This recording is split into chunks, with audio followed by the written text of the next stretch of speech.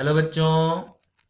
तो हमारा क्वेश्चन है 600 centimetre cube of A gas at 16 degree Celsius is heated at 30 degree Celsius at constant pressure.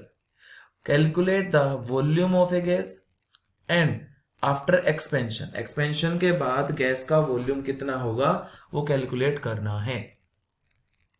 तो की concept हमारे क्वेश्चन का, the key concept of our question is Charles law.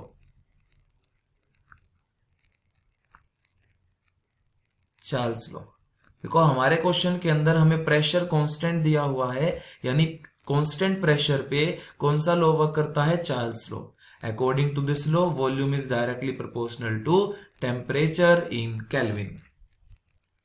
Okay, तो चलिए start करते हैं। तो हमारे क्वेश्चंस के अंदर हमें दे रखा है वॉल्यूम कितना, 600 क्यूब। तो आप लिख सकते हैं initial volume, that is initial volume. इसको लिख सकते हैं V1 is equal to 600 centimetre cube. फिर दे रखा है initial temperature,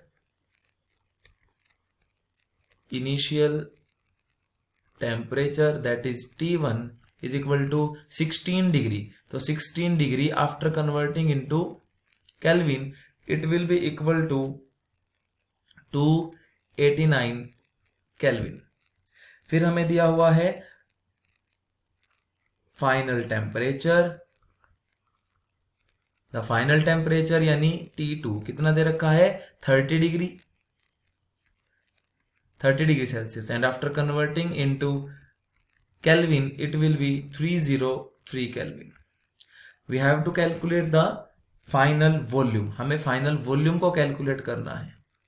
final volume that is V2 जो हमें कैलकुलेट करना है। तो चार्ल्स लॉ के according V directly proportional to temperature in Kelvin, और इसको लिखा जा सकता है V1 डिवाइड में T1 is equal to V2 divide by T2। तो substituting all these value in this equation number 1 what we gate.